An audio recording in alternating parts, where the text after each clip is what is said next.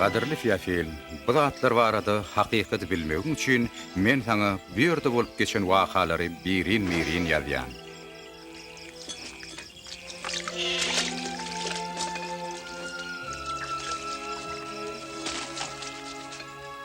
Kesar Augustun Rimin imperatory Beyk Iridin mulsa Yudeýanyň padşahy bolan nurny Hudaý tarapyn nazar etip bir Meryem atly päk gyzyň ýanyna Cebrail perişti berilýär.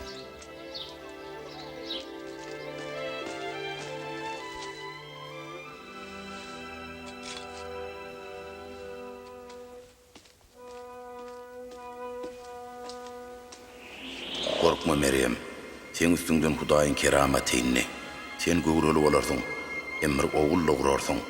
Oň adyna bolsa İsa da karsyň. Bine hilbeýle bolýar. Men pek gyzagır. Seni keramatny urgur şabalar, hem Taňrynyň gudraty bilen keramatlanarsyň. Şoň üçinem ol keramatly şaga Hudaýyň perdendi diýerler. Onsoň Meryem Elizabetaň ýanyna bardy. Olam özüniň ýaşyna garamazdan göwreli bolupdy. Elizaveta, Meryem, men uyucugum. Sen iň bagtly aýal. Sen çağaňyň bagtly bolar. Çünki men sen sesiň eşitmädimi? Göwremdäki çağa şatlykly oýnaklap başlady. men kalbim Taňra alkyş okýar. Gudraty güýçli halat ýerime şatlanyp men ruhum göterilýär. Çünki şu günden başlap hemme nesiller meni siýlar.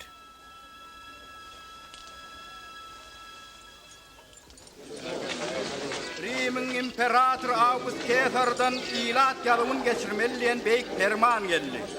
Galileýede hemde Yudeýede her bir adam hasaby almalydyr.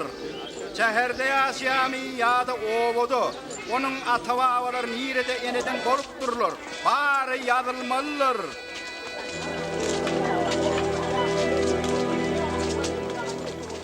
Onsoň Meryem özüniň odurlun adagyry solan Yusuf bilen ýazlaşmagy Yudeýadaky Viflejem şäherine geldi. Emma Viflejemde olar üçin yer tapylmady.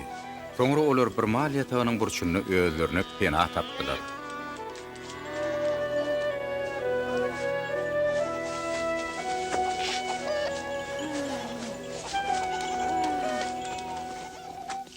Şu töwereklerde çopanlar bardy. Olar goýulmak ýadylar. Haçanna giýje olaň öňünde Taňryň periştesi peýda bolanyny, oň keramaty, töwere günnüzlük ýal etdi.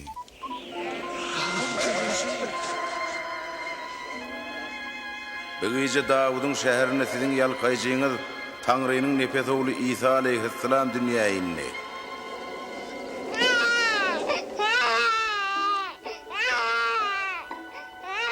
Çopanlar şonu dünýä inen çağany sallançagyny görmäge howlukdylar. Ýalkaýjynyň dünýä inen barada hoş habar ilk ýaýradanlarym şolar boldular.